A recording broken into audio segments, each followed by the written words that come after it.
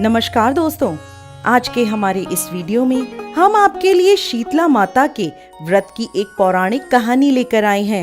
एक समय की बात है, शीतला माता ने सोचा कि चलो आज धरती पर देखती हूँ मेरी पूजा कौन कौन करता है, कौन मुझे मानता है। ऐसा सोचकर शीतला माता धरती पर राजस्थान के डूंगरी गांव में आई। माता शीतला गांव की गलियों में घूम रही थी। तभी एक मकान के ऊपर से किसी ने चावल का उबलता हुआ पानी नीचे फेंका। वो पानी शीतला माता के ऊपर जा गिरा, जिससे माता के शरीर पर फफोले पड़ गए। शीतला माता का पूरा शरीर जलने लगा। वो गांव में इधर उधर भटकने लगी और कहने लगी, अरे मैं जल गई, मेरा सारा शरीर जल रहा है, कोई मेरी मदद करो। लेकिन गांव में किसी ने भी माता की मदद नहीं करी। अपने घर के बाहर एक कुम्हारन बैठी थी। उसने देखा कि वह बूढ़ी माई बहुत जल गई है, उनके पूरे शरीर पर फफोले पड़ गए हैं और वो अपने शरीर की तपन को सहन नहीं कर पा रही। तब वह कुम्हारन बोली, माँ तुम यहाँ आकर बैठ जाओ, मैं तुम्हारे शरीर पर ठंडा पानी डालती हूँ। तब कुम्हारन ने उस माई पर एक करवे से ठंडा ठंडा पानी डाला और बोली, माँ मेरे घर में रात की बनी राबड़ी रखी है, तुम वो खा लो। जब उस बूढ़ी माई ने वो ठंडी राबड़ी और दही खाया तो उसके शरीर को ठंडक मिली। तब वह बोली, बेटी मेरे सर में जुएं देख दे। जब कुम्हारन माता के सिर से जुएं निकालने लगी तो उसने देखा कि उनके सर के पीछे भी एक आंख है, जिसे देखकर कुम्हारन डर गई और वहां से भागने लगी। तब वह बूढ़ी माई बोली, रुक बेटी, डर मत, मैं भूत प्रेत नहीं हूँ, मैं तो शीतला देवी हूँ। तब माता ने अपना असली रूप धारण कर लिया।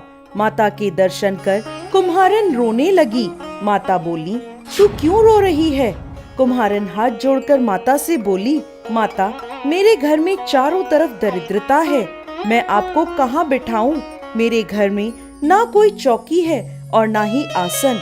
शीतला माता प्रसन्न होकर उस कुम्हारन के घर के बाहर खड़े गधे पर बैठ गईं और एक हाथ में झाड़ू और दूसरे हाथ में डलिया लेकर उन्होंने कुम्हारन के घर की दरिद्रता को झाड़कर डलिये में भरकर फेंक दिया और बोली, बेटी मैं तेरी सच्ची भक्ति से प्रसन्न हूँ, अब तुझे जो भी वर चाहिए मुझसे मांग ले।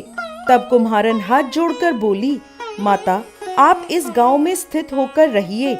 जिस प्रकार मेरे घर की दरिद्रता आपने दूर करी है, वैसे ही जो भी व्यक्ति फागुन मास की अष्टमी पर भक्ति भाव से आपकी पूजा करे, आपको ठंडा जल और ठंडे भोजन का भोग लगाए, उसके घर की दरिद्रता आप स्वयं दूर करें। माता ने उसे तथास्तु कहा और बोली, तू इस करवे का जल अपनी झोपड़ी पर छिड़क लेना। कल सारे नगर में आग लगेगी, लेकिन तेरी झोपड़ी नहीं जलेगी। ऐसा कहकर माता अंतर्ध्यान हो गईं।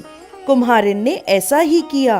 रात हुई तो सारी नगरी में आग लग गई, पर कुम्हारन की झोपड़ी बच गई।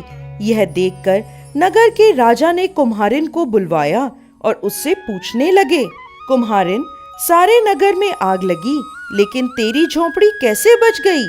तब कुम्हारन ने राजा को शीतला माता की कृपा की सारी बात बता दी और बोली, मुझ पर शीतला माता की कृपा हुई है। उस दिन से राजा ने पूरे नगर में ऐलान करवा दिया कि अब से शीतला अष्टमी के दिन किसी भी घर में चूल्हा नहीं जलेगा और हर घर में शीतला माता को बासी भोजन का भोग लगेगा। हे शीतला माता, जैसी कृपा आपने उस कुम्हारन पर करी, वैसे ही इस कथा को कहते, सुनते और हुकार भरते सब पर करना। जय शीतला माता।